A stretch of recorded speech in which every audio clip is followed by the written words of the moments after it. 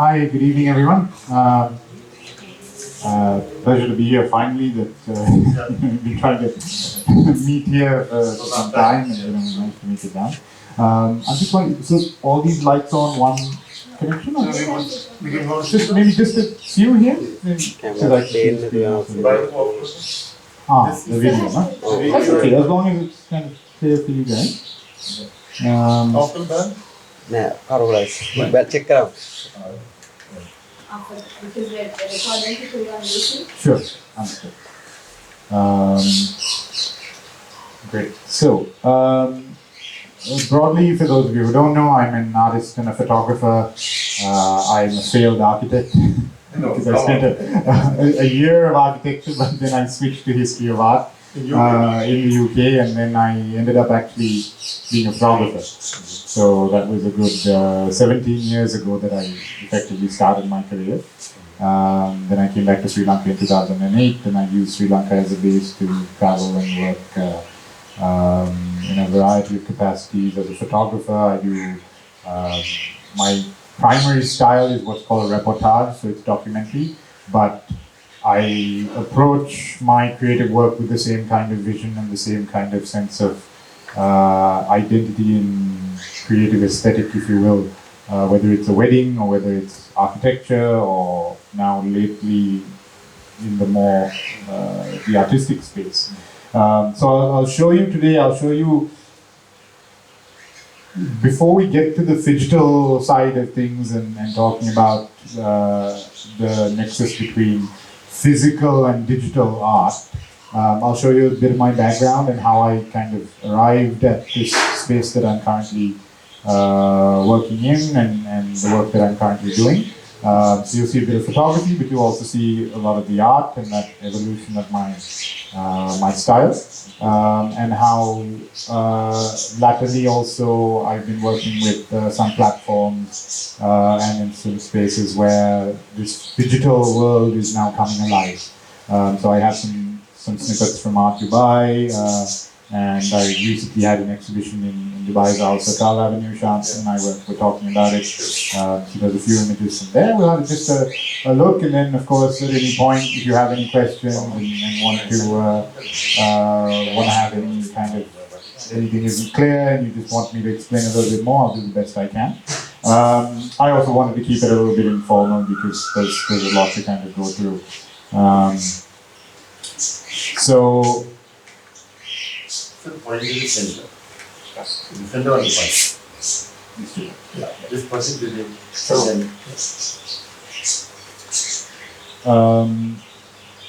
So I started my career in London as a photographer. One of my first gigs was actually to photograph Aishwarya Rai for an award ceremony. He was collecting an award. So the English photographers there, they weren't so enthusiastic. The Indian photographers used to really kind of get in your face, and it was quite difficult sometimes because there were so many of them, and it was, for them, the celebrity aspect meant that it was a real press scrum to get pictures. So they started saying, send the Sri Lankan guy down to kind of take pictures here and there. Actually, they like my work enough that then when she came, for instance, to open a restaurant, there was some PR work that I could do, and I was just sort of starting off. But it was an interesting way to sort of start my professional career. And I didn't even know that was Rihanna at the time, but she was also collecting an award at that time. Yeah, so it was nice to be able to start that way. When Ritik, Kajol, Karina, again, when they came to London, and there were these sort of events and things like that, it was a little bit of PR and a little bit of sort of some interesting opportunities to kind of progress and get used to really working in the hot seat with a lot of sort of demanding clients at the end of the day. With the agency I worked in, they wanted certain types of shots and all of that. So when you're just starting your career, it's quite intimidating, especially with these folks.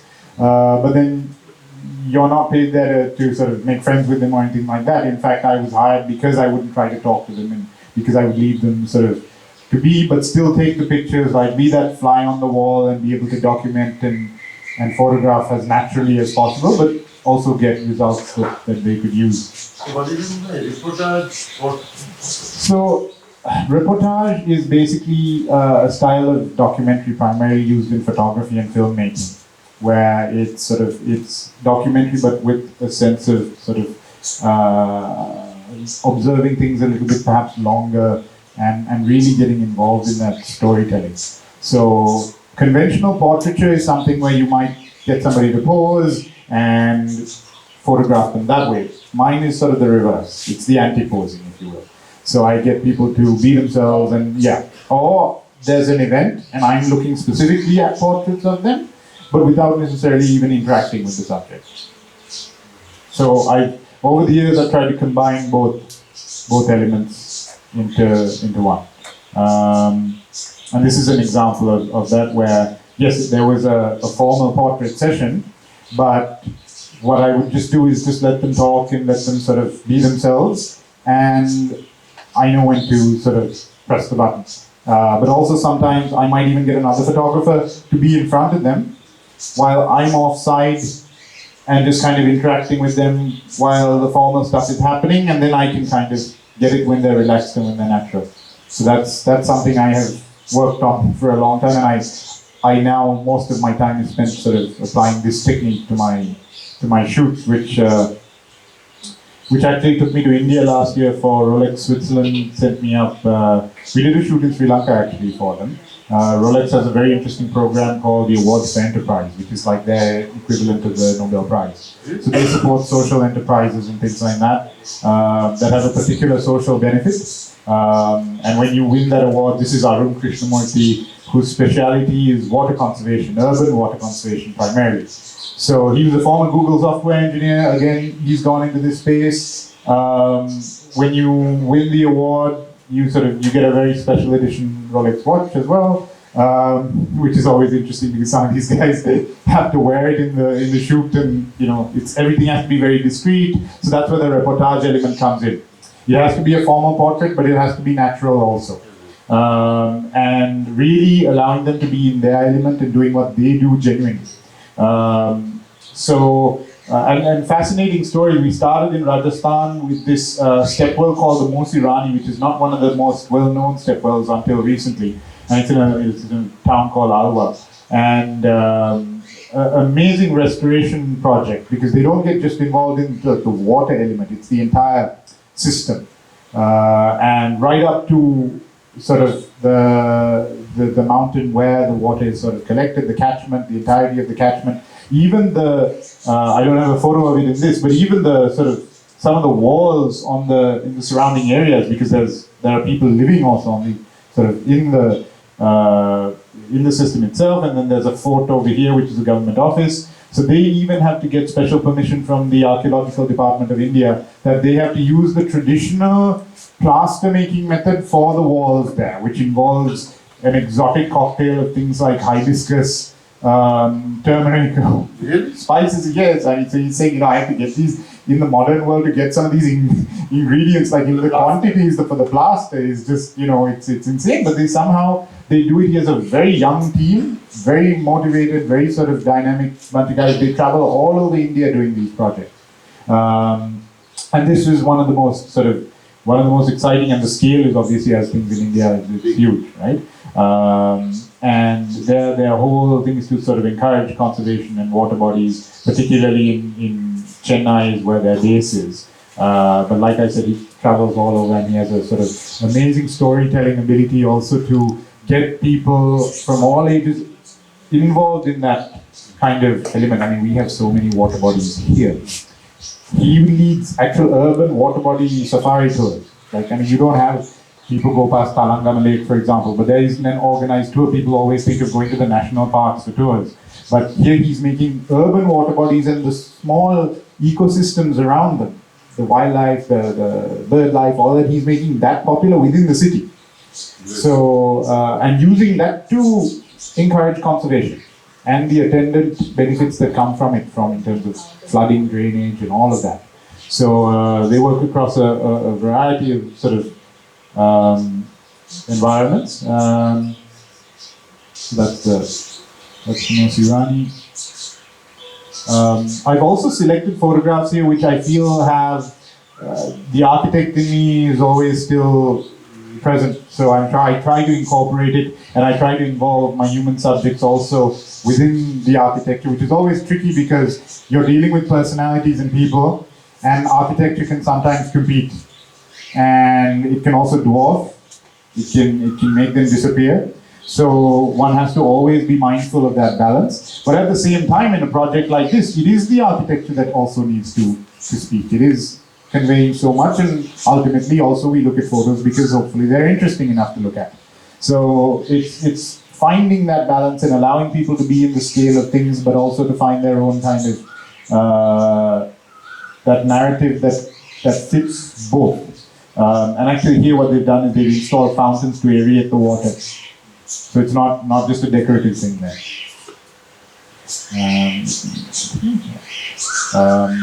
And even the wildlife that they encourage. Apparently there are certain times of the year when tigers actually come down from the mountains and dig, because this has become a watering hole more than just for people, as it was always. Right? So that's after the restoration project. So they encourage people also to look into conservation, and they encourage people to also understand it's about natural ecosystems existing with the built environment, which people have understood but also kind of lost along the way. The other winner I photographed, his name is Piyush Tiwari. So he's a former investment banker who is now a road safety campaigner, and he's brought the accident fatality rate in some parts of India down to 0. And he has a company, he has an NGO rather, called Save Life, which has they have an amazing presence in terms of what they do. And even in Delhi, what they've done is they've taken certain intersections like Rajghat, and they look at everything from, they take the data, they take the accident data, they take the trouble to understand why things are happening the way they're happening, and then they work with the authorities and with their own sort of teams to be able to configure public infrastructure for the purposes of safety.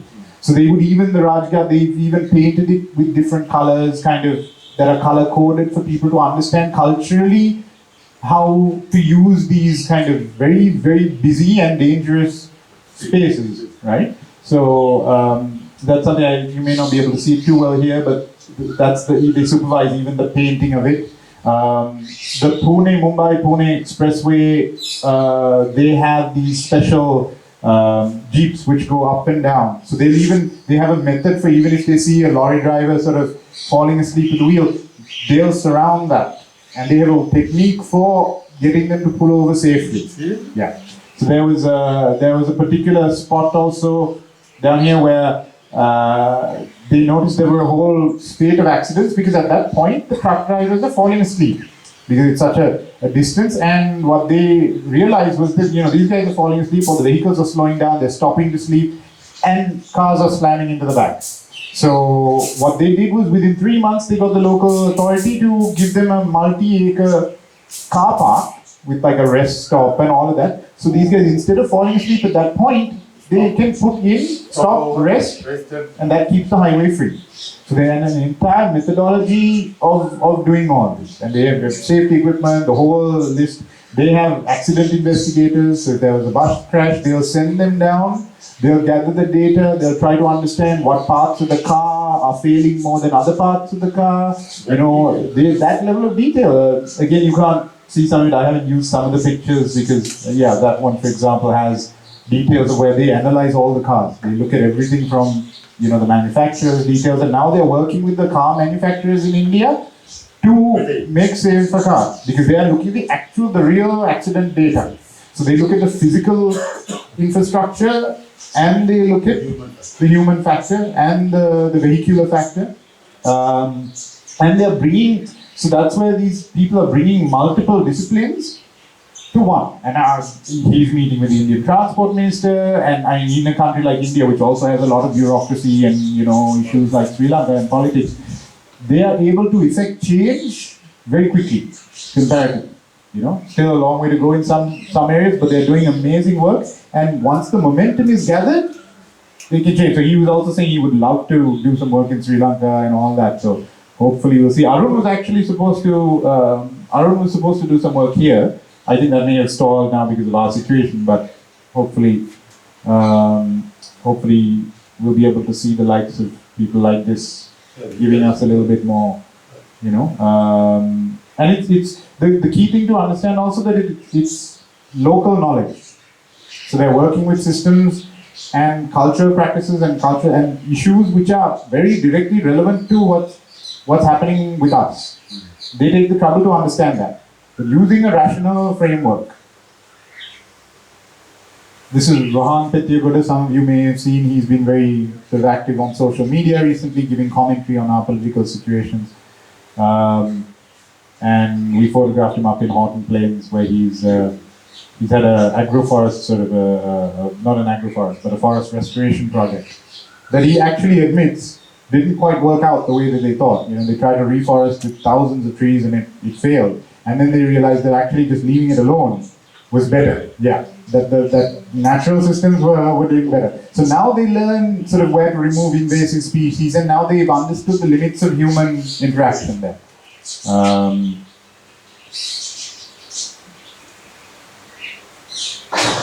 This is some work that I did in London, again very early on in my career. It was for a very crazy arts club called Shunt, which was underground in these giant Victorian vaults underneath London Bridge Station. So I was one of the few people who had a digital SLR camera at the time. So I kept going there, and then one day they came up to me and they said, you know, I thought, okay, they're going to ask me to not come as often, maybe. And they said, no, we've decided we're going to open to the public and we're going to have a membership system. So I said, okay, they asked me to buy a membership now. I can't afford it. That's the last one I'm going to see. And they actually gave me number 17. They said, we want you to have this. We want you to be our official photographer. So for 2 years, I was like the in-house artist in residence. So that's also what gave me a lot of the training to do what I do now.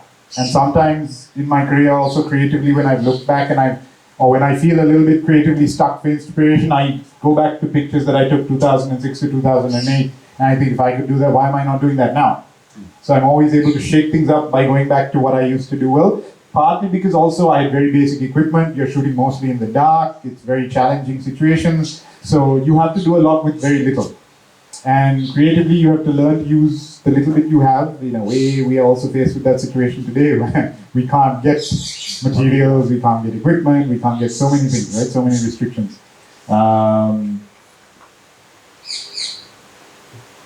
As you can see, it's sort of vast spaces. This is the place. This is the place, yeah. And you enter through this nearly 200 foot long sort of corridor, and then you go into these massive vaulted spaces. Literally, they had a small ship inside one. Right? So these guys, it was run by 10 artists. Each week, one artist they would curate a show. So installations, performances, dances, weird, wonderful, all kinds of crazy stuff.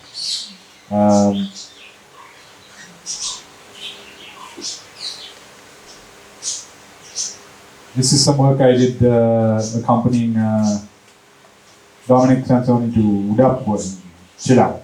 They have this fire walking festival every year.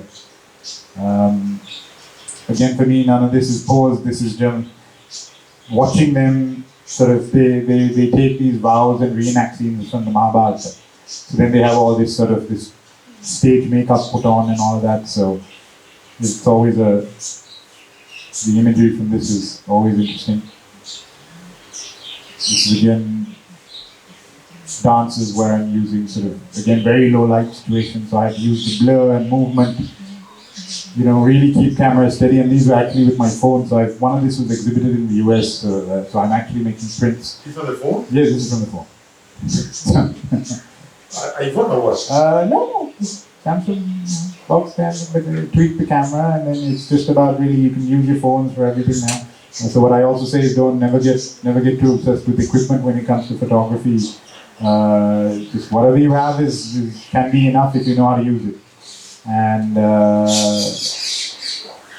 use it to your advantage, because obviously you have to keep the shutter open, so that's a bit of blur. But if you know how to respond to the subject, then you can make that come alive.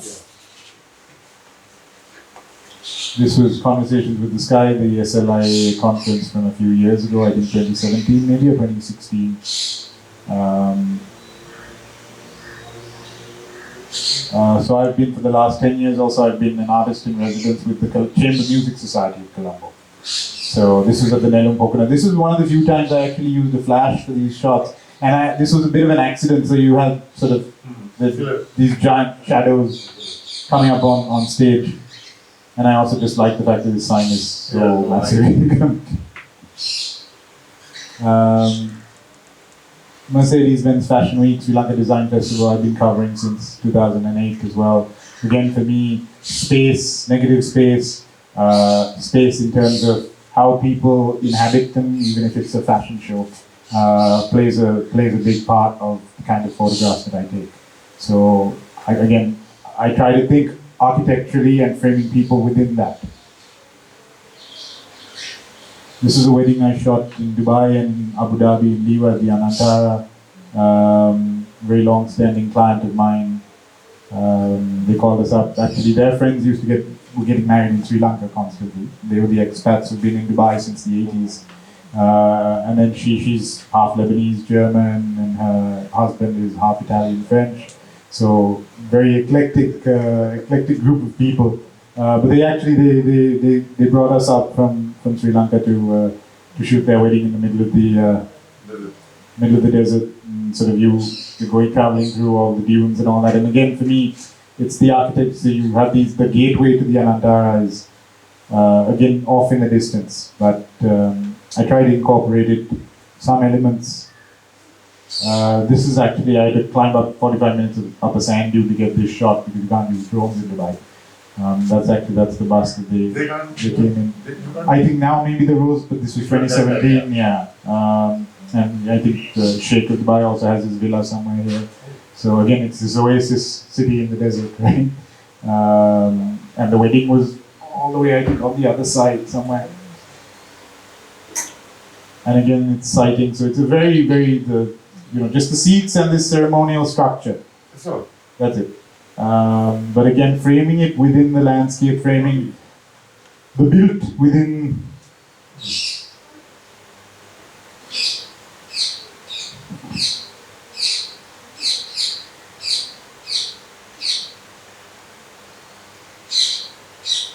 And again, spaces for me, it's about the intimacy of people being themselves, as being relaxed and in a natural arrangement as possible, but also kind of when you photograph inside hotel rooms, there's so much space that's used up, and to let people kind of be themselves and to really watch those moments, but also use the space to frame things. Again, these architectural elements, I can't sort of not involve them in some way. This was a wedding in Australia, in Melbourne. Again, you can see where sort of being able to be framing it within the architecture of the city was quite was something I look forward to, because in Sri Lanka you don't have that versatility to be able to walk around as much and document. Fortunately, it wasn't very cold, but it was a little bit wet, but that all adds to the atmosphere. This is down at Kahanda, which was designed by Bruce Felsmith back in the day, and part of the KK collection. So they have this orange wall, which is always it's very, very tricky, because you can always lose the subject with the wall because it's so bright and colorful. So you have to be able to use it very sparingly also. And balance the overall collection, the overall story with things like this, where you have the iconic orange theme, but also you don't lose sight of the person within it. This is, of course, Lunagaga.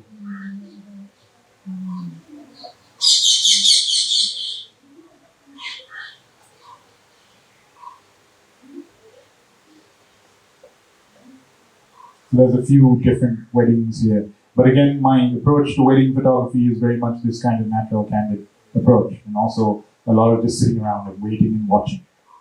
And using the architecture wherever I can to set the sense of place. Which leads me on also into my work is broadly around three themes. So people, natural environments, natural forms, and human form, nature, and architecture in the built environment. So there's a lot of detail in here. I think you came to my exhibition, my first solo show. So this was about a 6x4 canvas where you had the detail. So it's all about the structure and bringing that. And this is actually called "This Is Home." So because I didn't even realize it at first, but there's that little guy over there, and which gives it again a balance between the harshness of the scale, but also the harshness of, although it's nature, it's also very sort of detailed pattern and almost has a harshness and a sharpness to it.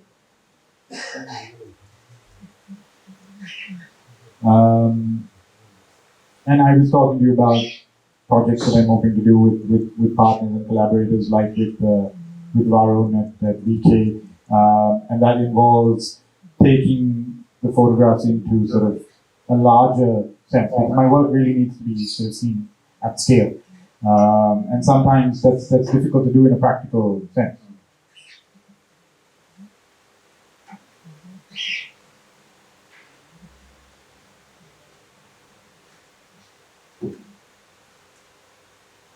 This is one of my works that was on the cover of After magazine.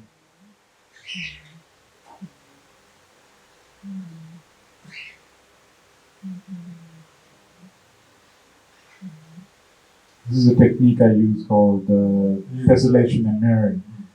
This is the coastline is taken from a plane off Sydney, off Western Australia. So I have a whole series of oceanographic themed works. But again, even this is here because I do see it structurally. I even see nature in terms of structure within a space. This is just I actually took this photograph down south. You can't see it in detail here, but these are all birds, basically. A sprite of birds. Background is what?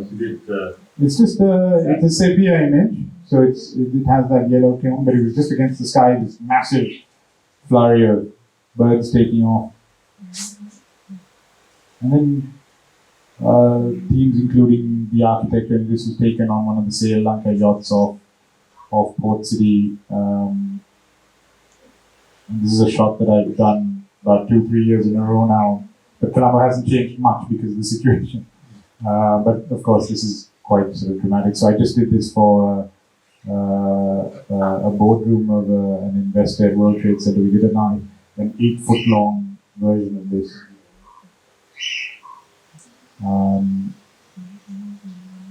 This is also part of a larger project I'm working on. This is from PETA, actually, a rooftop in PETA. So that's the Cinnamon Life project back when it was still in its early evolution. So I've been documenting Colombo for a while now, and looking at the relationship between buildings. Less so perhaps sometimes people come into it, but I'm also just looking specifically at the architecture or anti-architecture or lack of it as it is. And various elements that I feel also I'm drawn to as part of what the city really is in places. Because it's many things. It can be glamorous, it can be a little rundown, it can be completely unplanned and chaotic. But for me, somehow there is a kind of beauty and presence also in some of the elements.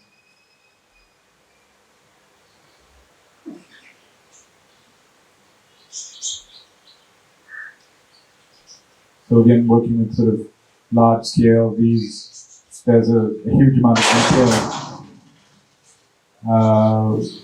within these where I use that tessellated technique again to make these sort of almost photographic tapestries.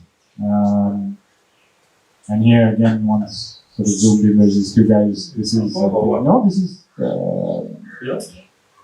Empire. Oh, is it Empire or it may be? I think this is Empire. Sorry, it's in the Amasri, sorry.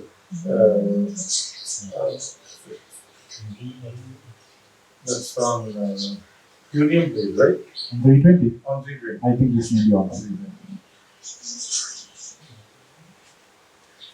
320. These are again tessellated works, this is sort of rooftops.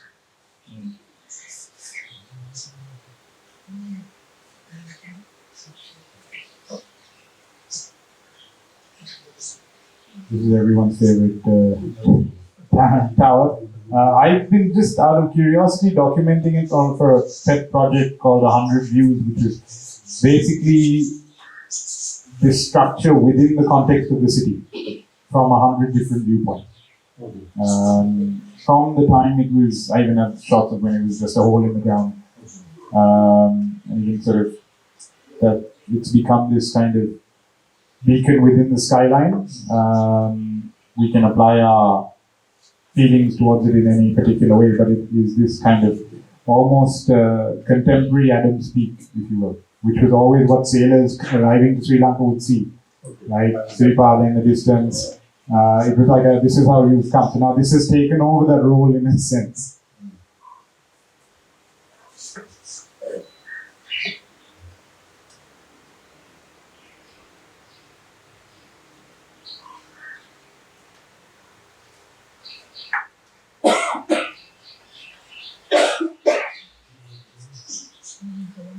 This is the other monument to Eco. See.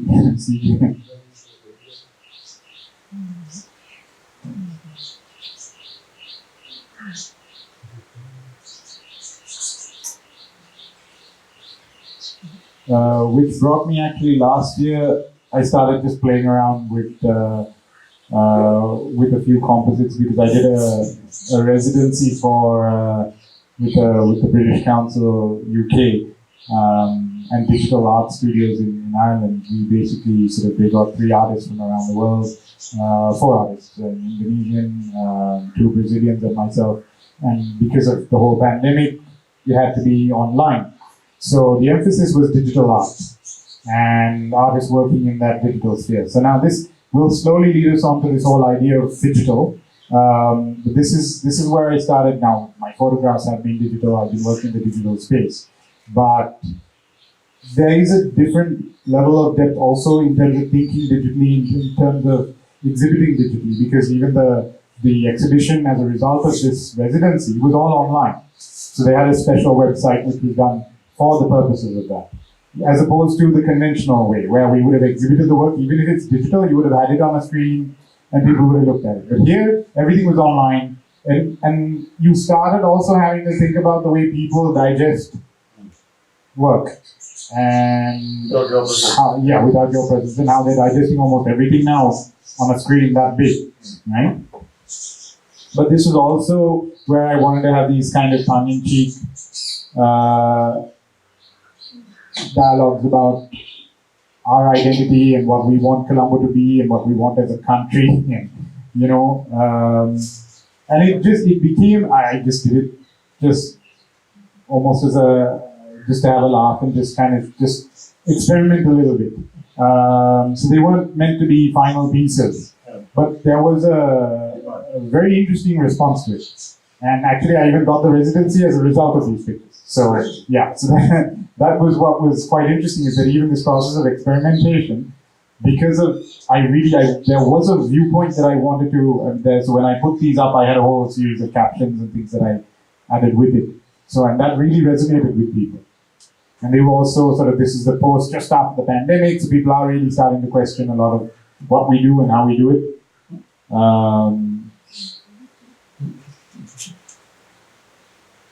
Very nice. In a way, this so this was kind of inspired by that picture of the, of Colombo's the view, but minus the sea.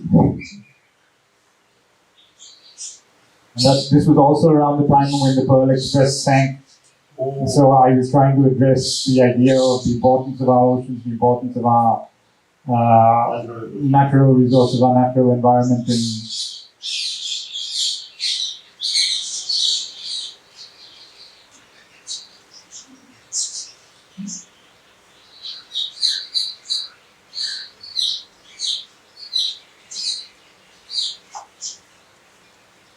this was directly connected with the Pearl Express thinking. So I would often post these kind of captions, which are a little bit sarcastic, like, where were you when the planet crashed into the ocean, to try and sort of drive the point home without directly being confrontational about it, which is actually what a lot of science fiction can be. It is a metaphor, an allegory for things that are happening in this present without being obvious about it, and getting people to really kind of consider it in a fantastical sense in a different way.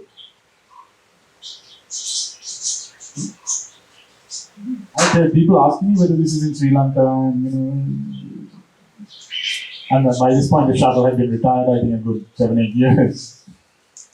This actually I used. This is one of my photographs that I ran through the OpenAI system, DALL-E, at the beginning when it just became public, and let it do its thing and see how it responded to. So I think my prompt was to try and see if I could get an octopus wrapping its tentacles around the Nelum Tower. But then I thought, okay, well, what can we make grow out of the tower?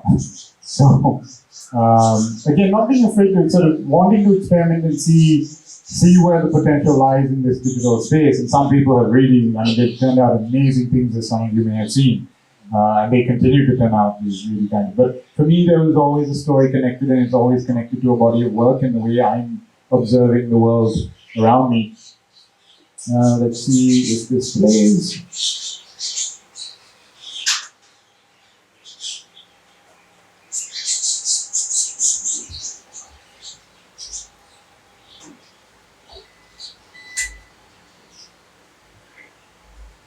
The UPS sounds in the video. Oh.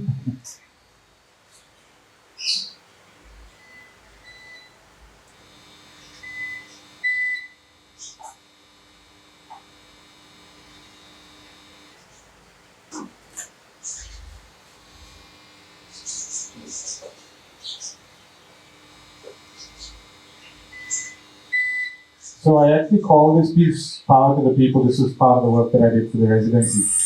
And this took place, I did this before the actual power cuts started here. This was before the RATNAVIBHUSHANA, before all of that. So it was something I was working on actually, because the sort of LECO would cut the power randomly for 5 minutes, and now I'm dealing with people all over the world. We're trying to have conversations about creating art, and suddenly the lights are going off. So I had to explain to these people, we have these random power cuts. And then the power cuts, halfway through the residency, then the actual power cuts started. Right? So this work became very relevant, even sort of before, because I've always had issues with sort of how unreliable our power is. And I had plenty of discussions with my father also on how the electrics of things.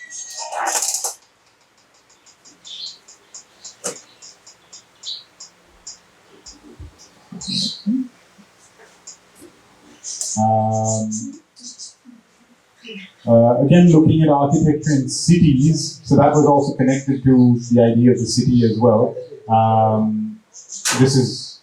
These are what I call architectural reportage. So it's me observing cities as from my perspective.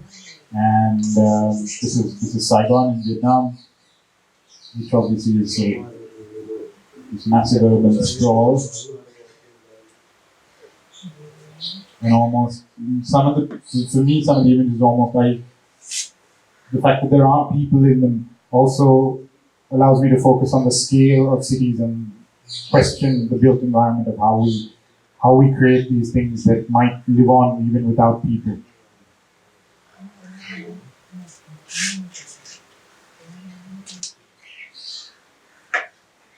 This is, I think, Melbourne.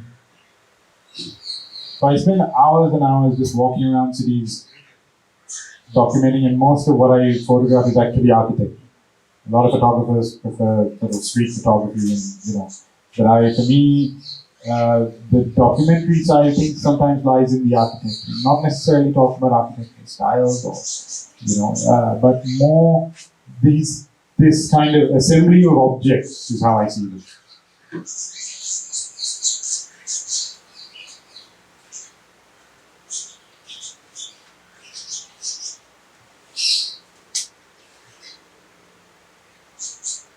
For instance, here I've extracted details as images of themselves, looking at the stacking of layers within the city and seeing the city almost as this literal concrete jungle, but a labyrinth in which you can kind of explore.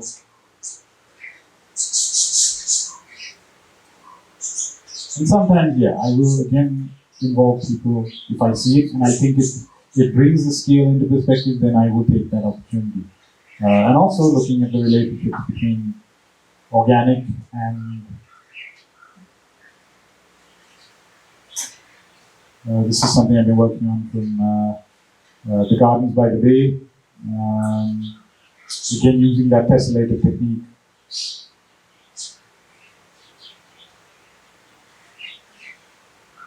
And that also allows me to do very large scale prints. And that brings us a lot closer to the idea of this whole PHYGITAL word, which, as I said, is physical, digital. So I was commissioned last April in the middle of the height of everything, going crazy here, by an entrepreneur and actress named Lisa Ray. Author, actress, activist. She was based in she was based in Hong Kong and now Dubai, and she's a Canadian Indian actress. She actually filmed a film called Water here in 2005. So she has a fondness for Sri Lanka, and she asked me to curate an exhibition for a platform that she was launching with her co-founder Aisha Khan, who is based in Singapore. And I conceived a project called Brilliant Resilient, which was basically Sri Lankan artists' response to the crisis that we were going through. And that became a nearly sort of 9-month-long project where I was able to get. There was a point where I didn't think we could get any artists because we couldn't travel. There was no petrol, there's hard power cuts constantly. So I'm on 1 minute I'm showing them. Okay, in 5 minutes I'm going to have to jump onto the laptop. So you give me 5 minutes, and so everyone's in the same boat. And the thing is, so this exhibition was different in the sense that how many of you know what NFTs are? Some of you may have just heard the term, but how many of you might understand a little bit? Words, non-fungible token. Non-fungible token.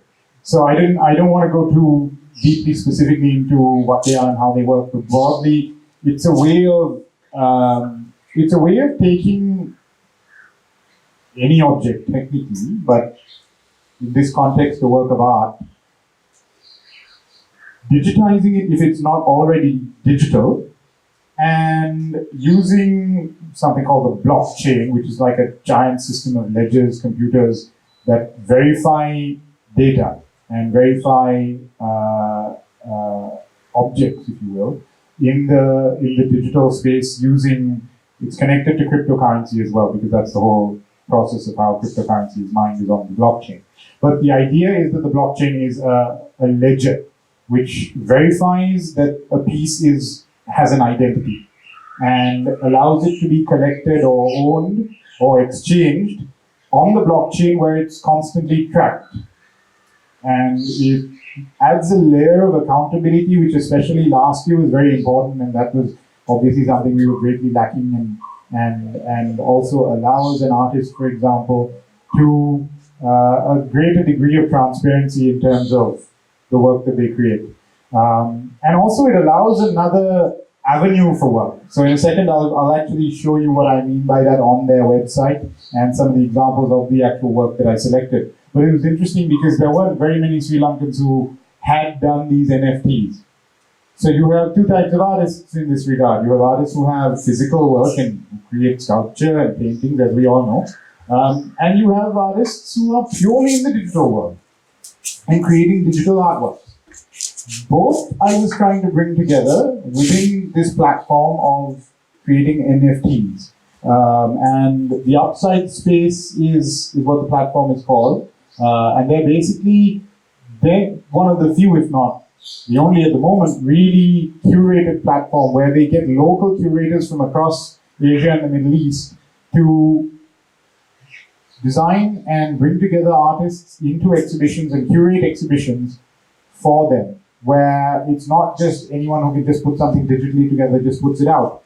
There is a story, there is a method, there is a sense of reason and a narrative that must come out, and a very sort of important story that utilizes this digital space and this technology of NFTs to be able to tell that story better.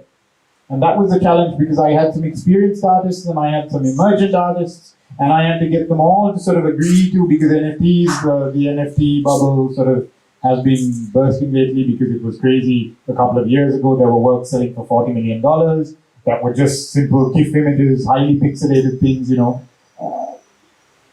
It became a very saturated market very quickly, and the money being created was crazy. But along came the Upside Space, and they decided, okay, look, we want to curate this. We want to give it some order and some meaning. And we were able to do that. And despite, there was a point in July where I didn't think I'd have even 3 artists. And then I ended up with 15, right? So which was a challenge to convince people to digitize their artwork if they haven't already, to turn it into an NFT, and to put it on this platform. And you have to sign contracts, you're dealing with international people, right? So you can't just say, okay, I'll just put it here and then see how it works. There is a kind of a commitment. So if I put my own work in there to say, hey, look, I'm not going to take royalties or anything from you guys. I'm invested in it as well because I'm also taking the risk. And obviously there were people backing it who we could trust and who trusted us also, because in the middle of all of our situation, I thought, these guys are going to get fed up with me saying there's no electricity. I can't go and visit this artist because there's nowhere to go, or somebody is going back to Gurunagala and we can't even find the guy because, he can't come out, he can't bring his work, how do we digitize it, all of that. So all these problems aside, they still put their faith in us. And they put their faith in Sri Lanka as well, which made us also, which I was able to tell the other artists, look, let's give it our best shot. Because what's the worst that can happen? And also we badly need of dollars as a nation. This is a conduit. This process of making these into NFTs allows us also to create revenue streams. And it allows artists to also get there, and it's also because it's trackable and it's accountable, and the idea of NFTs also is that they get resold, and when they get resold, artists can get a royalty, and that's automatic. You build that into what's called the smart contract that goes with the NFT when the NFT is mined on the blockchain. So that adds that layer of transparency and accountability. And there are plenty of problems with NFTs. I won't go into it right now because it's still a new territory. But I personally, aside from the hype and the negatives, which the negatives one can say about NFTs are often quite similar to anything else. If you're dealing with stocks and shares, it's very few commodities which which retain their sort of value unless you have a Picasso or a George Keith. But it allows the benefits to me as an artist outweigh the cons. And I think it allows artists a tremendous avenue to be able to express themselves. And connect physical work also should they want. So we had a mix. We had purely digital work and we had some work that was digital but connected to physical as well. Let me just see if the website is coming up next. Yeah. So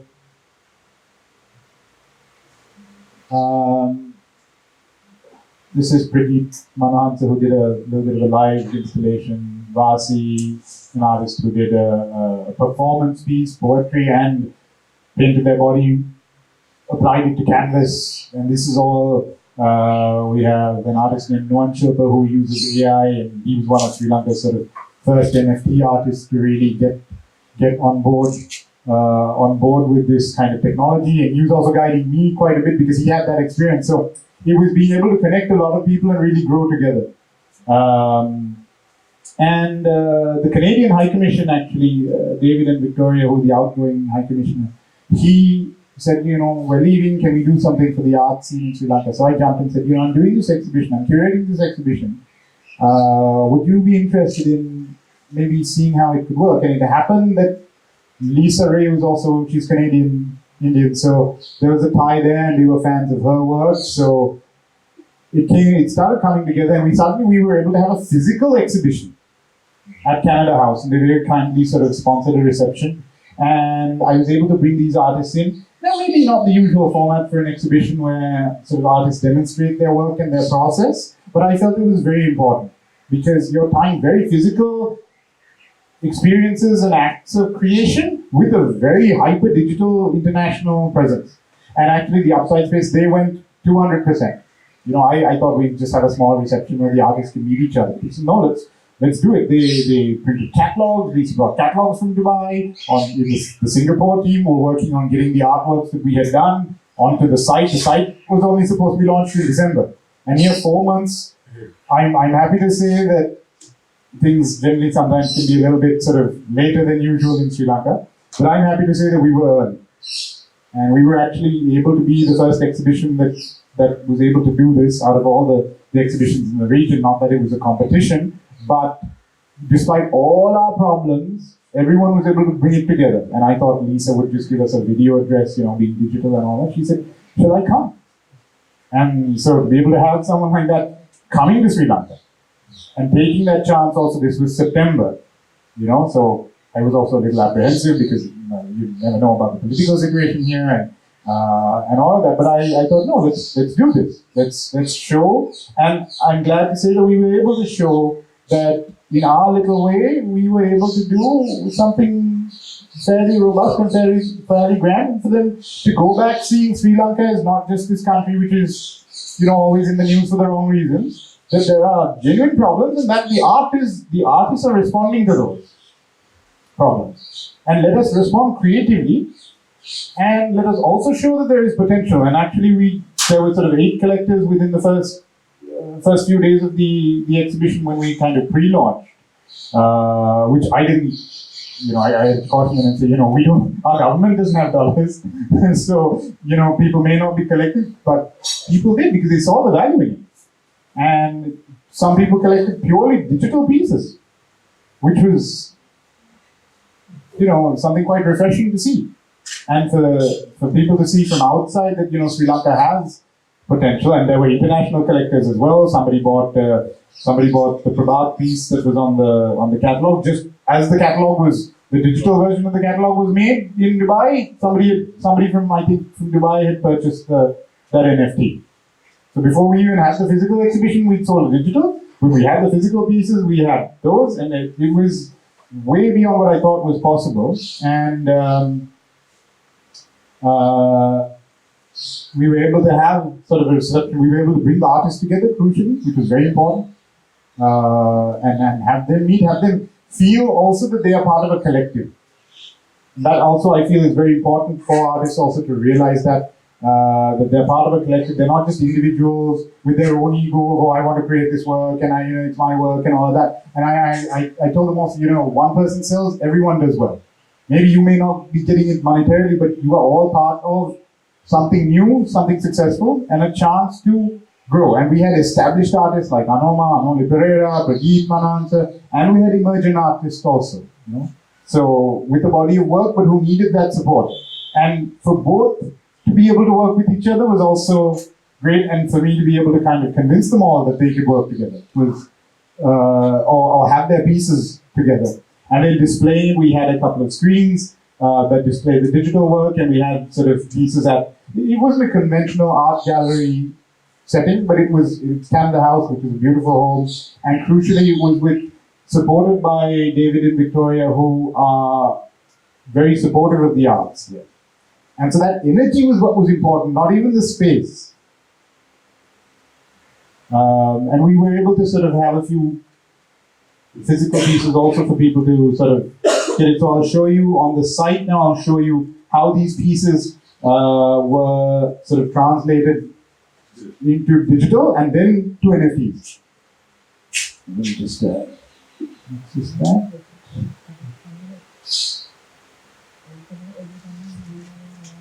All right, so this is the site, and this is that not showing up.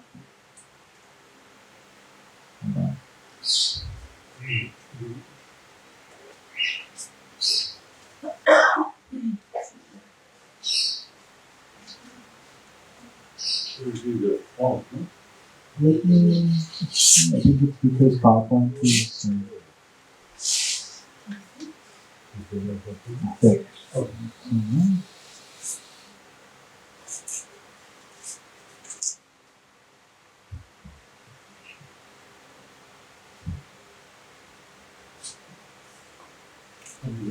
Yeah.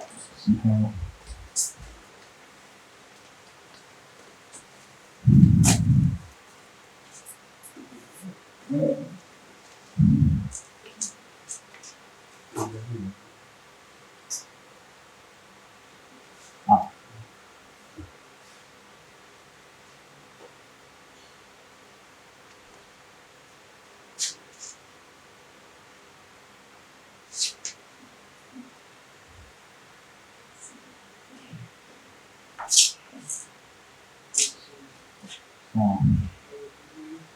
So navigate it from here.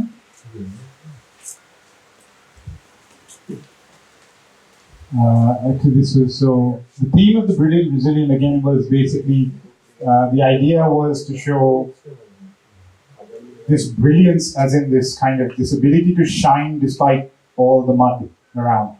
And there are several aspects to resilience in Sri Lanka, but it was sort of emerging. Not just this was conceived and coming together before the actual movement and the Arabella and all of that. But as it developed, the artists were responding then and there. So that was another advantage of this digital space, that you can respond very quickly to what's going on around you and be able to digitize it and have it as a very, very contemporary, relevant theme. And you can adapt the work. So many of us, myself included, change the work sometimes, the day before the launch even. And because of that technology, you have a lot more flexibility to do that.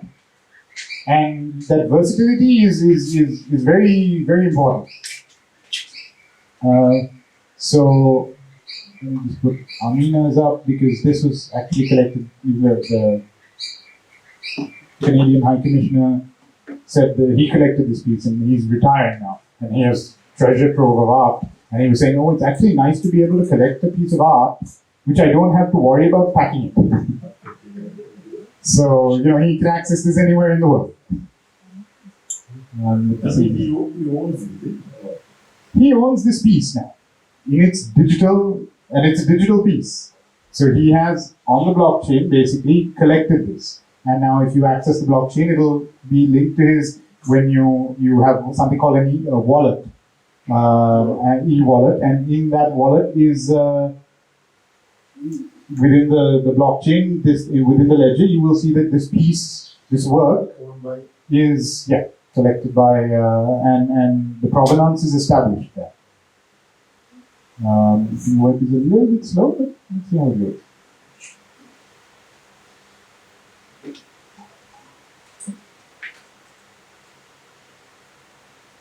Sometimes it's something as simple as this, which just loads in a loop. Sometimes it can just be a still image. Sometimes it can be a lot more. Let's just go back.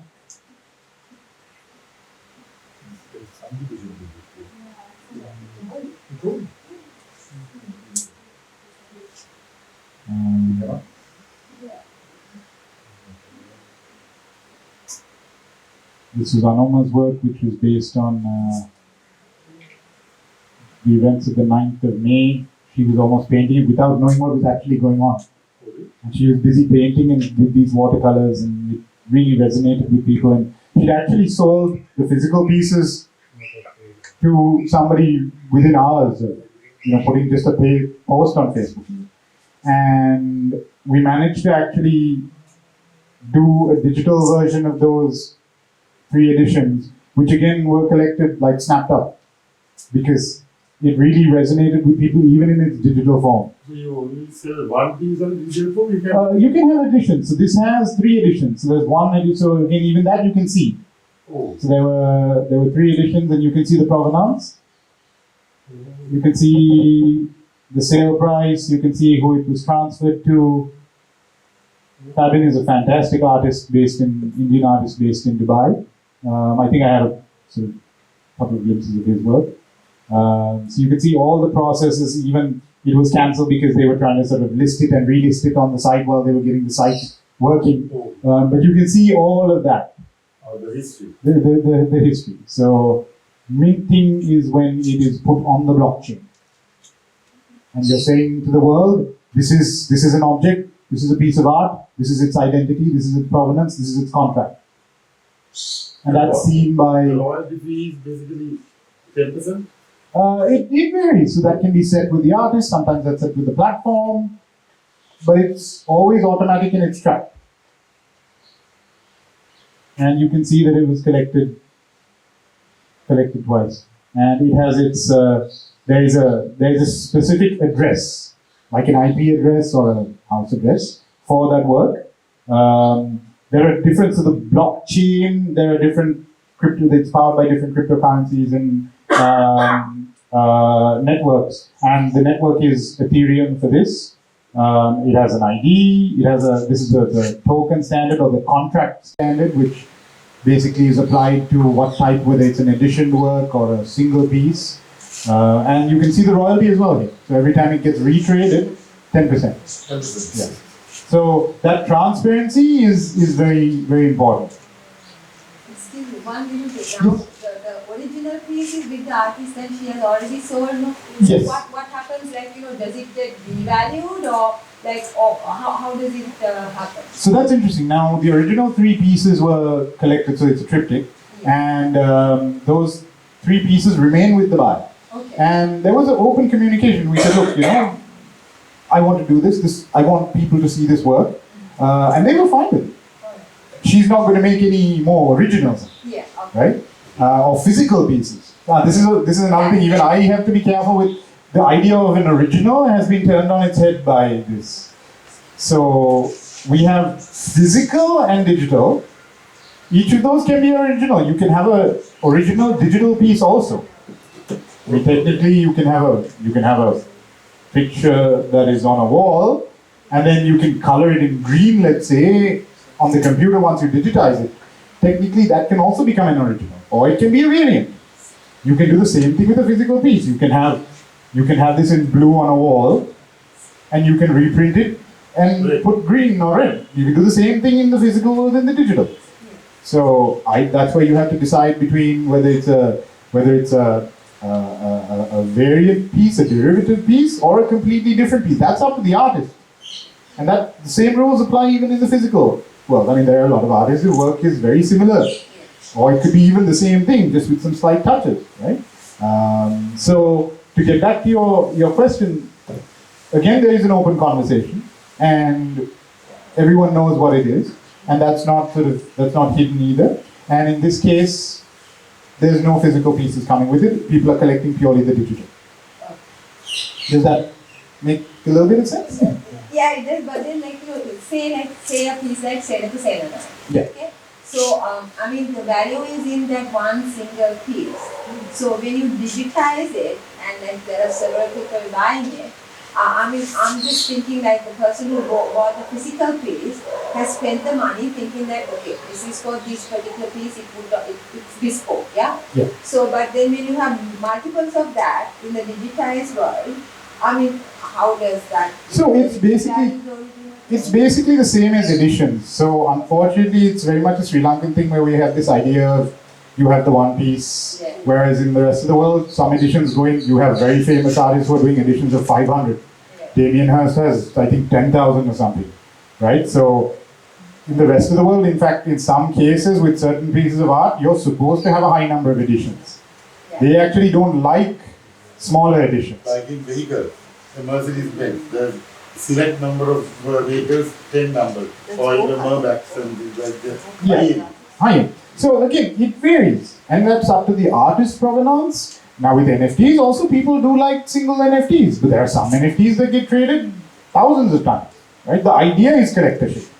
So that depends on the artist's reasoning for creating the work. Let's forget NFTs, let's forget digital. Imagine you're only in a physical world, and that's an artwork. That calendar is an artwork, right? There's only one piece. Charm has created one piece.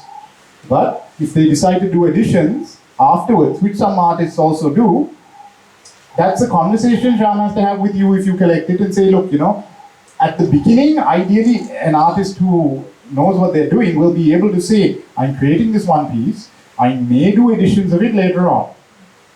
One minute, as an artist, what I notice is you cannot ever do the same piece twice the same way. You can do the piece, but it will vary. That's if you're actually painting it or sculpting it physically, but you can still have a print run, for example, which many conventional artists who aren't even in the digital space will do. So then I would argue also that very few artists will literally copy their painting. When they recreate, if they ever do that, that work is a different piece. So it's always then a different piece. If you give it the same name, then you have another confusion there, right? Then you have, again, whichever, whether it's digital or physical, if you try to copy the same thing without that level of transparency and acknowledgement of why you're doing it, becomes important. More than whether it's digital or physical.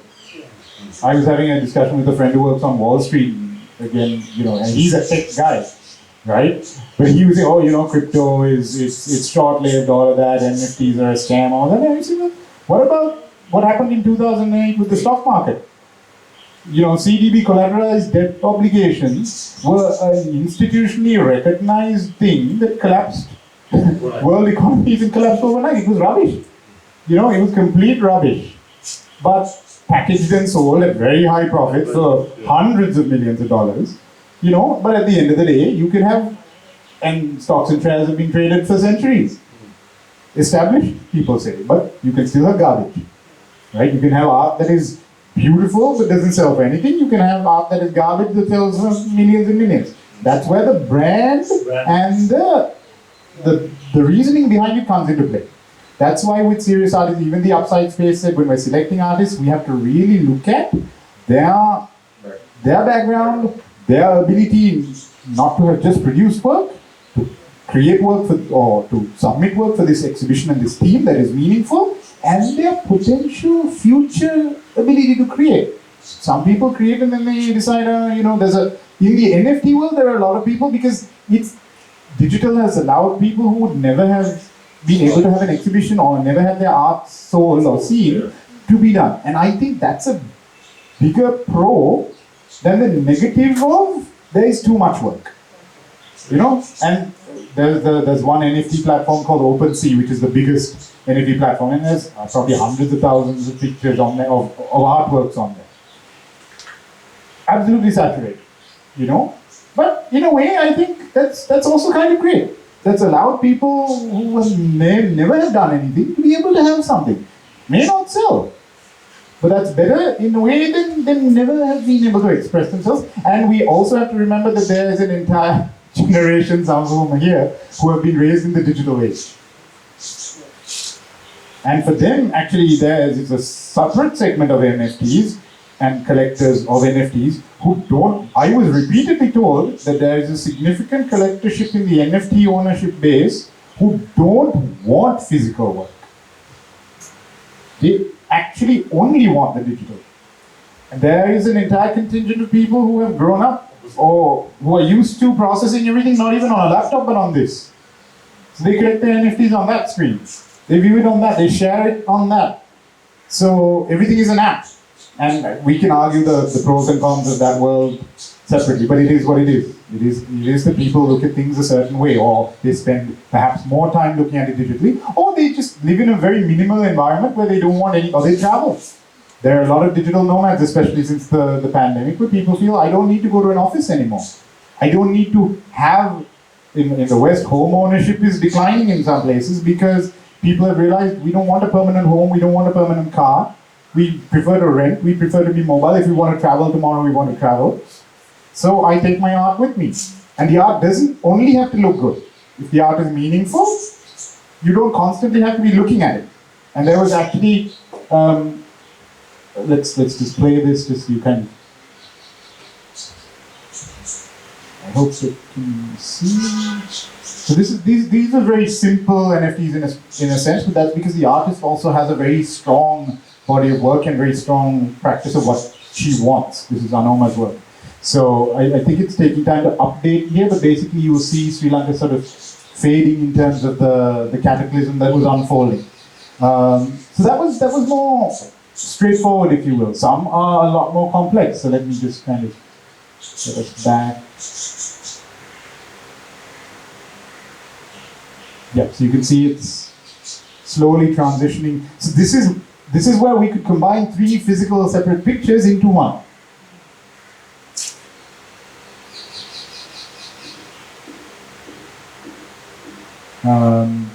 Pieces like Anoli's, for example, this is just basically a JPEG. A still photograph, although physical painting she has done.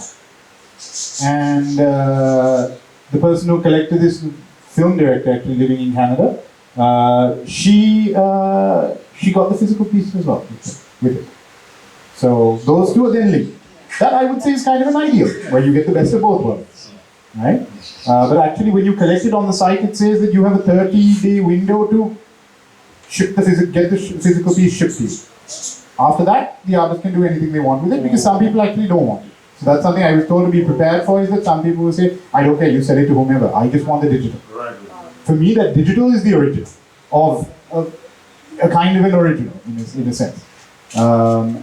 As in their minds, it has less value. That doesn't degrade the value of the painting in a sense. Of course, markets are markets. It depends on, at the end of the day, art is, like many things, it depends on what people want to pay for it. If somebody says, oh, now there's a digital version, I don't want to pay you this much. But that is just a photo, isn't it? It's just a photo. Density. Yeah. Just a photo, but it was enough for somebody to want to collect. They hadn't seen they bought it from Canada, they hadn't seen the physical painting. This is all they saw. This is what they saw. No, that's also sold. This one, where the mouse is? On the left. This hasn't. This is a short video clip. This is also one of Amina's works, which she was looking at Gota Gogama and aspects of, again, architecture and the place and the built environment in relation to the protests and what was happening. And she missed the exhibition. She was at Harvard doing a residency there on the projects she was kind of looking at.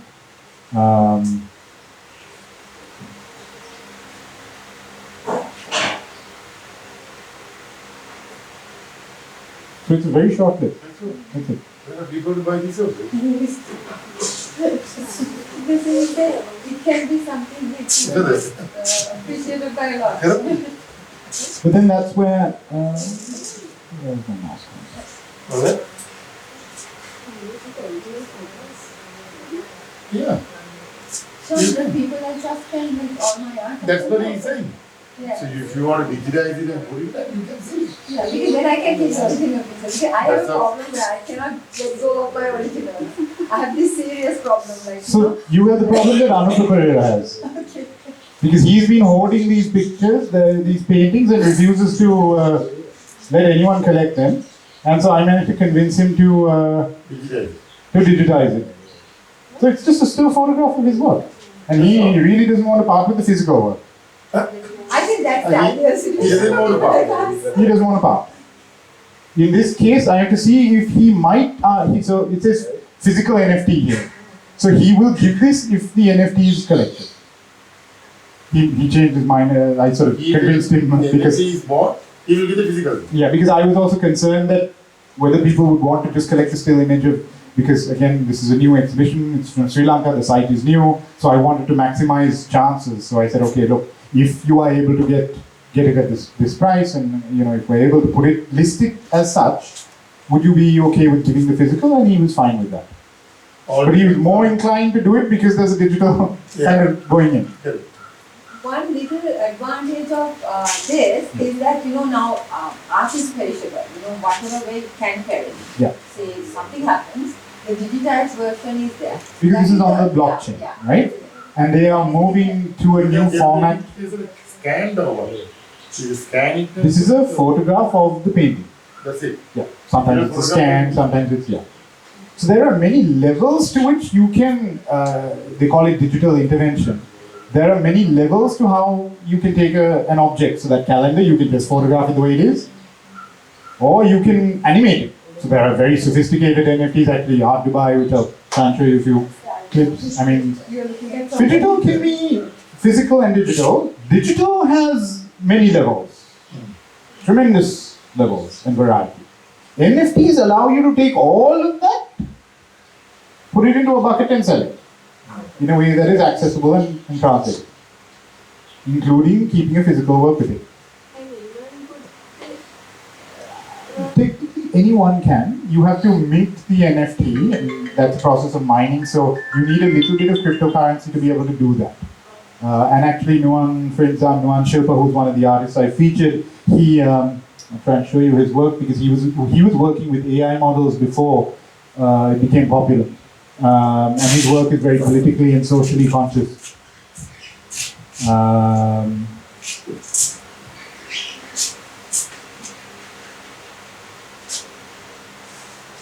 Free. Oh, this is. You see that. I hope the audio also loads with this. We need to keep this hands-on. Nuan has sort of an artist's fund which he has set up with other crypto artists, where they will give you a little bit of cryptocurrency to be able to start to mint your first artwork. And if it sells, they only say, can you give us... What do you mean? Minting around the Yeah. So minting and mining, if you will, is a process of...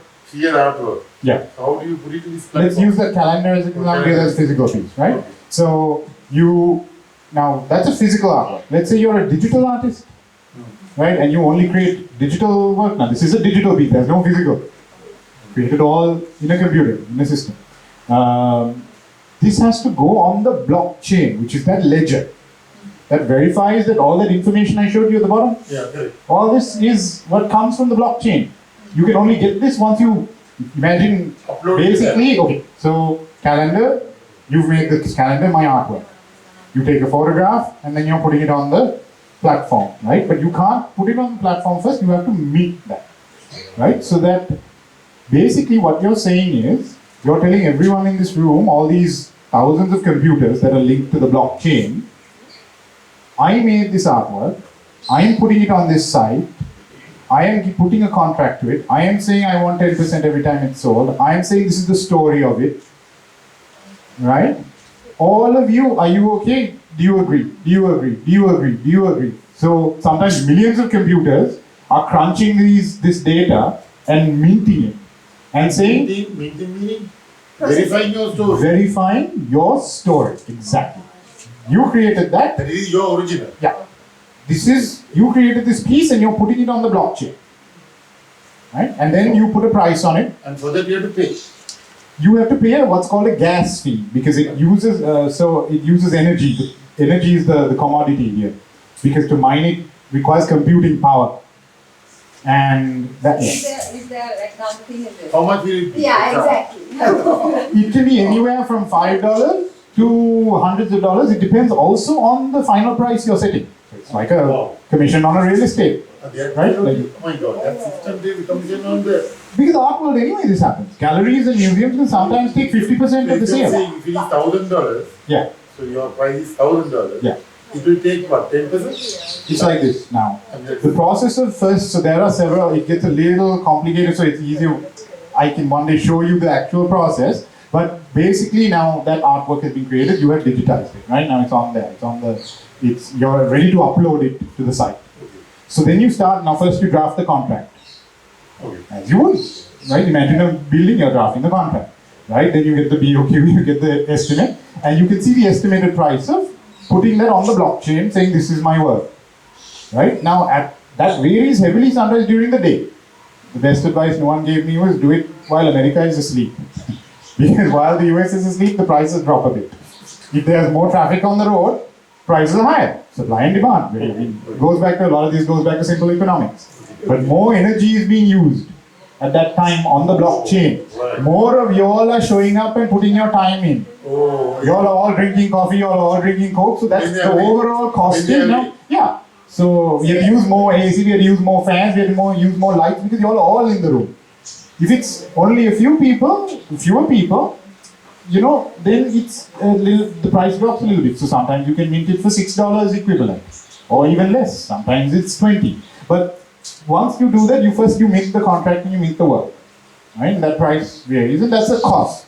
Like so to print that, you have to pay for a paper or a canvas. To frame it, you have to pay, So there are costs here, right? You upload the JPEG then you set a price. That's a separate cost involvement. To set that price is based on your asking price. So if you want $1,000 for it, then the gas fee will be proportionate because you have to get more involvement in the blockchain and it's a higher price and all of that. Now, then you have to put it on a marketplace. So you create that calendar, you need to put it into a shop or an art gallery or give it to Sham to say, can you put it into one of your interiors and all of that. So in the conventional art world, people take 10%, they take 20%, they take 50%, galleries take sometimes. So that's with any product, right? This is one such platform. So they will have a percentage. You have to pay them. No, that's the great thing about these guys is that the artists don't have any upfront costs. Yeah. That was another motivating factor because we didn't have to pay. Okay. Right? So the selected artists, they did the mining and the minting and the PR and all of that. And they will take the percentage if it sells. Okay. But the artist actually gets the bigger royalty. Yeah. The artist gets a bigger chunk, then because it's all digital, they also can allow for the artist to get a bigger chunk. And as curator, I was also allowed, but in this case, I said no. I wanted to be as much going back to the artist as possible. And that was for me important to be able to tell the artists that in this era of political issues, that we're maximizing what you get. And I am doing this not because I want to get something out of you, not because I want to make a buck, but because I believe in the story. So are you willing to also push in the same way as I am? So that is something that was also significant, and the platform supported me to do that. Yes. Yeah. So the marketplace takes a percentage, just as any marketplace will. Right? So that's broadly how that process works. And there are specific aspects of how it happens, but it's the same as listing a property on IFMAN, you still have to pay. Right? And the IFMAN listing fees now are calculated based on your rental or your listing price, right? It's the same as a real estate commission at the end of the day, it's a percentage of the sale. So that's fair enough. If you're doing it yourself, you'll have to put it onto a site and you will have to meet those costs. Yes. So that's the same as, listing. You can list something on Daraz and you may not have to pay them. I don't think there's a listing fee on Daraz. I think it's only on payment, right? So, but then other sites, art, for example, sometimes you pay a flat fee and you can list a certain number of pictures. So, that's just selling, buying and selling, those parameters apply. But this gives you a certain degree of accountability, and that this was minted in his name.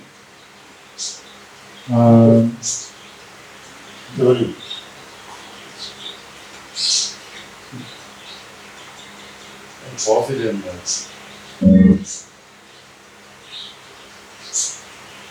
Is there background music also for that? In this case, he has sound, So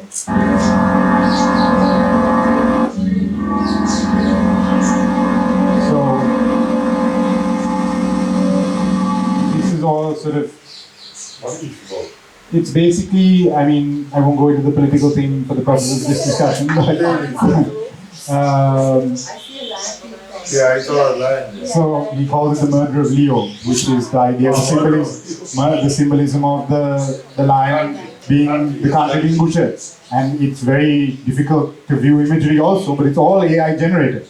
So he's putting in the prompts and working it and creating this video where the AI is creating this object. So there's a whole different direction on AI art, but we can have that conversation later. He's into that. So yeah. That's right, Gordon. Super. So again, that field is quite broad. So I'll just kind of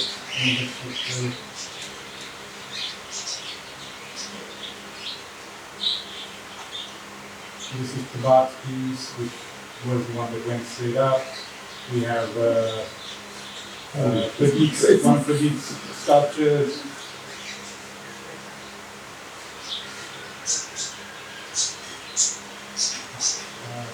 Just two I wanted to show you. I think the batteries are just going to run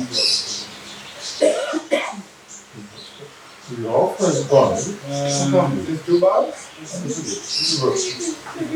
Not ready?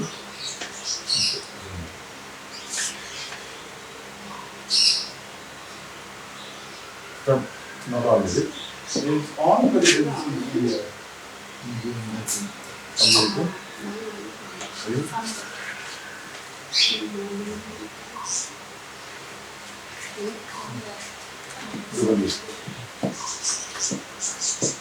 So, I don't think very many poems have sold in Sri Lanka's art world conventionally. And this was an NFT poem. Right, so this is an art. This is a poet named Devika Brendan, and she composed a piece during the time, Hunting Project. And I actually at the launch at Canada House, what we did was I played this after the introduction, and I asked everyone just to kind of be silent for a minute and a half. And it was amazing to see because people actually did pay attention to it, and they did kind of listen and observe, and it actually sold. Is what they meant. So for somebody to collect a poem, for a poet to be able to sell, you have to put it into a book, and then your book sells, right? So, But how much you on that day? Come on, then. Adamant. It means we must harden into granite and diamond on the inside where it really counts. It means each of us determining ourselves by taking prompt external action instead of caving in within. And as the country around us spins into irredeemable chaos and there is a shortage of essential everything, it means not cowering or raging, but making sure everything goes as far as it can. Recycling, mending, reupholstering, repurposing, not only making do, but making more. Adapting from one form of energy to another, from electricity to firewood like our ancestors did. Grinding spices by hand in a machine made bold. In Jerusalem, they say, every pot has its lid. Each day we improvise, making a ritual which confers meaning and even joy, if not actual illumination, on what has to be done. And if this all fails to sustain our lives, we must treat the whole place like a corridor to where we really want to go, not allowing ourselves to engage truthfully, moving fast and touching no surface on either side. now we were able to sell it. Yeah. Right? Adamant. It means we must harden in. Very nice. See how much it went for.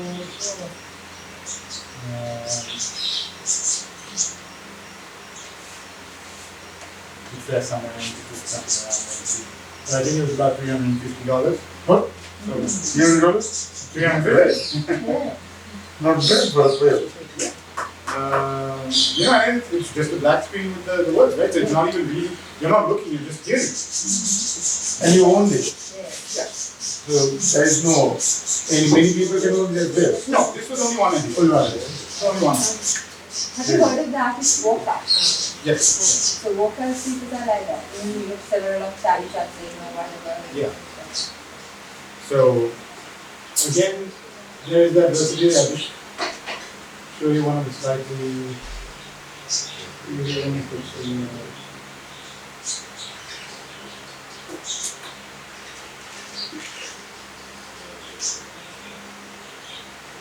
This is by Jirai and Charlie.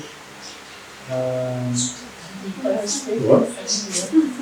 Gas company. Gas company. Deforestation. They did it for Columbus Folk 2017. They did an amazing piece. Gas company performance family. piece. Yeah. Wow. So So this he was showed us in physical form, right? Yeah. This particular. So they made a series of masks.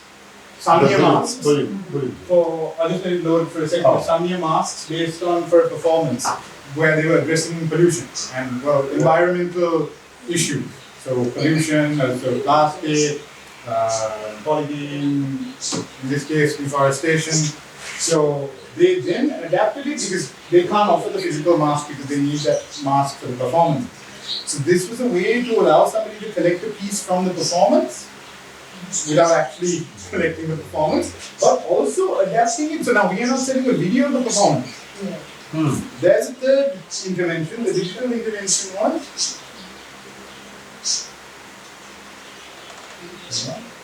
Yeah, the sound is No, like, yeah, right? that's very good. That's part of the point.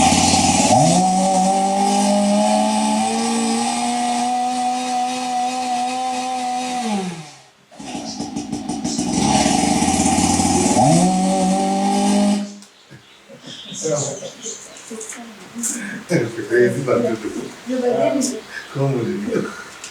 So there you can see the variety, right? And the different levels. You have grotesque, AI, you have simple, you have just audio. So that gives you a little bit of an idea of the kind of flexibility that you have. And then, we can get the link over to you guys. But these are, I'm just focusing on our exhibition here. But there are 8 other amazing exhibitions around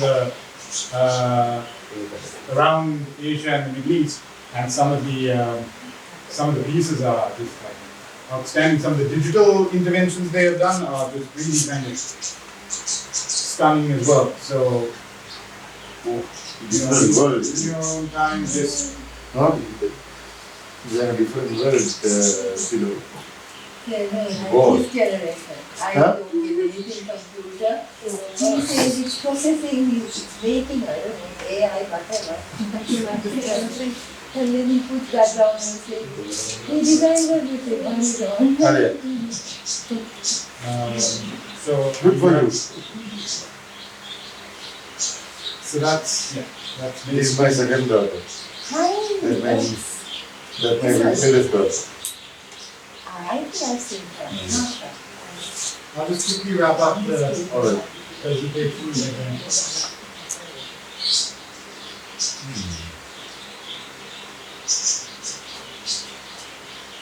Who's the one who blows?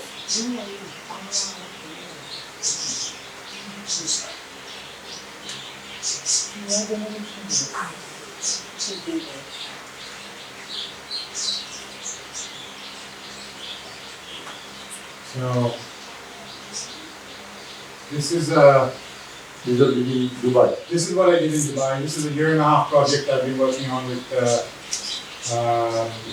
company called Selim was it's a fair trade handloom company. So again, this is a conceptual video piece I did just of the handloom and the threads, macroscopic photographs and video that I presented in. I'll show you the video in a second. But basically, we had a phygital exhibition in Dubai in an area called Al Sakal. It's called Al Sakal last week in the backdrop of Al Dubai. And I did this piece was actually sort of an 8-foot by 4-foot print on the handle. So photographs printed on the handle, which is also sort of using the UV process and stitching it and working with restrictions on inks and stitching and all kinds of things, but it happened. And there was actually a very positive response to the hand loom, which is kind of, so 3 levels, like digital, analog hand loom, digital, analog, and on fine art canvas as well. I did these tapestries, so it's called Uncommon Threads, and was curated by a lady named Zul Kakari, who's a British Indian, Anglo-Indian. The curator is literally the key, right? Yeah, so she brought this together based on specifically textile art from the Middle East and the global South, if you will. And so in the middle we have this projection of the NFTs. I made 3 NFTs out of this, which are maybe the world's, but certainly Sri Lanka's best craft and handloom NFTs. I think this is in the context of now, so you can see the scale, you have to put it together. So here you could, the idea is that you could scan the QR code, and it will take you basically straight to the platform, the marketplace. So, yeah. Go for it. There, just as any QR code works, and they get to they then go to the marketplace, and this is a different marketplace from the outside space. But so if you were doing your own, you would list it on a site like Foundation. And Foundation, I believe Foundation only allows single edition pieces, so only the one edition. And that was on the backdrop of Art Dubai Digital, where we also had one of Prabhat's works, and we had a Sri Lankan artist also from the brilliant Brazilian exhibition we had represented there.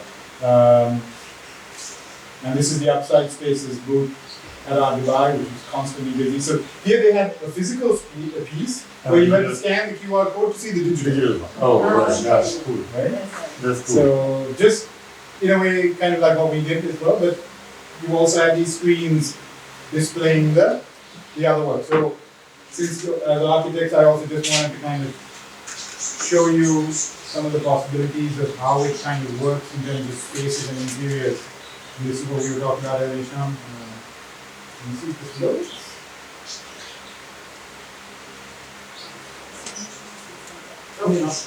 What is it? It's output.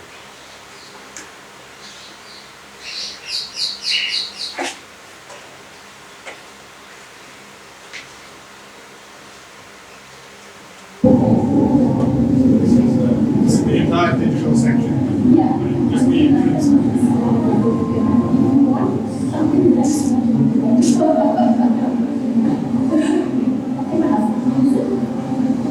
Giant screens, small screens. This is over here, but that's dedicated. So levitating on a base. Oh.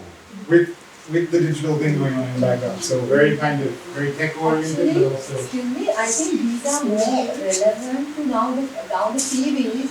They use the TVs as displays. Yeah. So all this art on TV, like on the TV panel.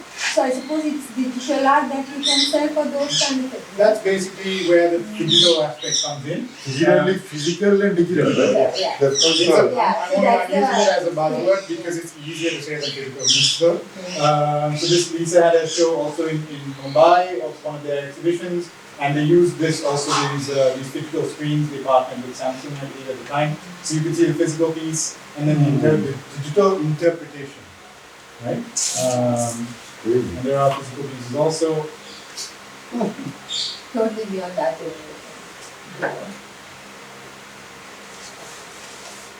There are artists of all age groups. Huh? There are 70-year-olds, 80-year-olds. Now this is on a Samsung screen.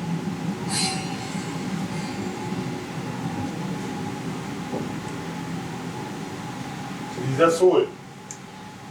I think This one I can say, yeah. This one's sold.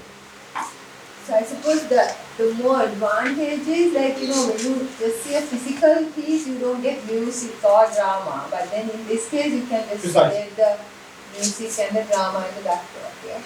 I'm mindful we're close to 6 o'clock now, but I just want to wrap it up just to kind of anchor the possibilities. You can see the amount of movement you can kind of get in this, right? So it's almost like a showreel. These are photographs, paintings, all the types that you have. You can add another layer, or you can keep it as it is possible. You have that option as an artist. And maybe I'll send you some of these links as well. So basically, Samsung now has a dedicated site to this, where it is focused on this art for display. Rather than just TVs, you can use as an art display. So they're making actual digital frames. There are companies. digital frame, yeah, I've seen it, yeah. So They have these are now tied to the blockchain. It keeps on changing.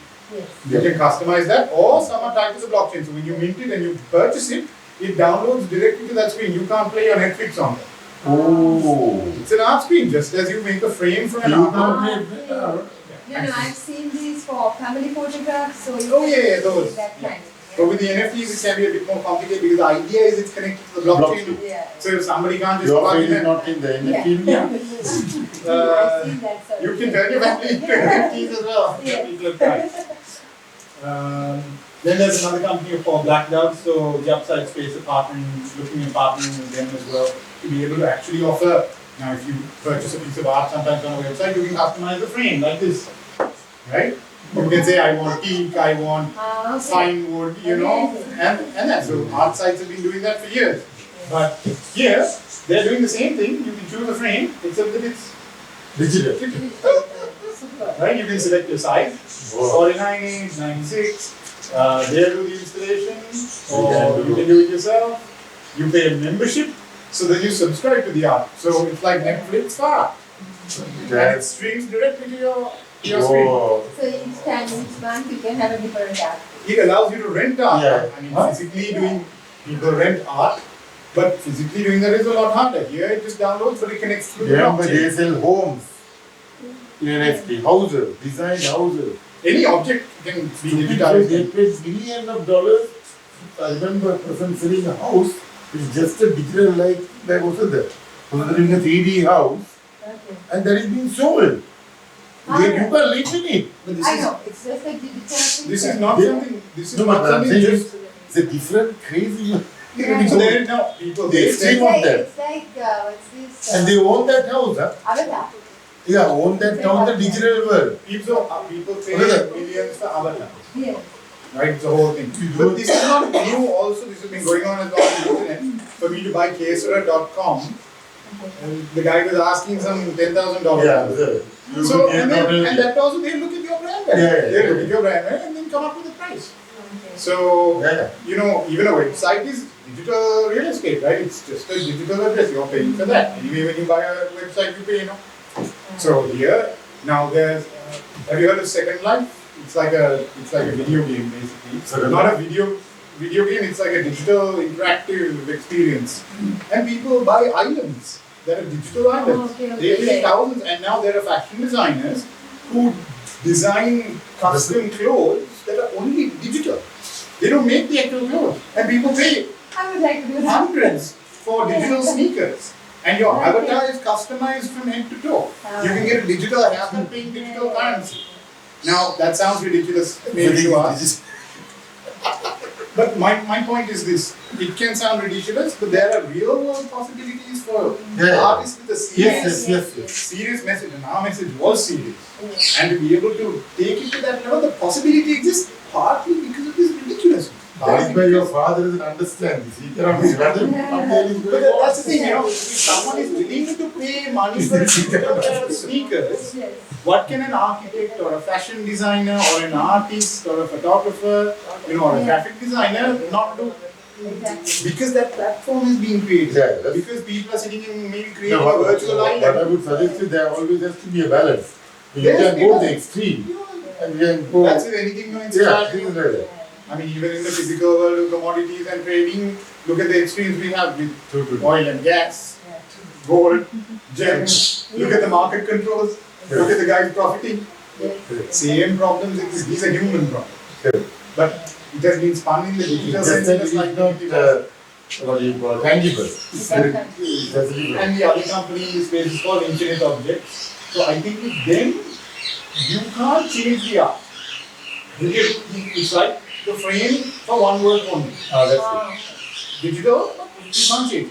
There are different levels of how you want to market yourself. Yeah, I'll put the link, I won't go to the website. Okay. So does it mean that because of being just one, does it have more value over the editions that are happening? Like, I don't know. Is it the artist or the product? Or I don't know. It's a many things. Always think, what would you do with a regular piece of work, forget digital. If it's an artist, again, if it's something that's an artist, maybe you might collect it for just that original value. But if you're producing 200 prints, for example, sometimes people might like it a bit more, but generally the price of an edition is lower than the price of an original, for obvious reasons. But the artist can make more selling edition overall. So it balances out, you have the option. Of course, doing editions also means you will have more of a cost. So it's the same with print. So to wrap things up, basically that's an introduction into the world of digital. Obviously, there's a lot more imagery of examples. I mean, I have to buy their entire rooms which are LED screens. And in fact, we had my work was on a giant rolling LED screen at Hatch when Celine did their 30th anniversary. So it was nice to be able to see it on a physical digital screen that is so large. So again, your possibilities are endless. You know, the previous the KESARA work was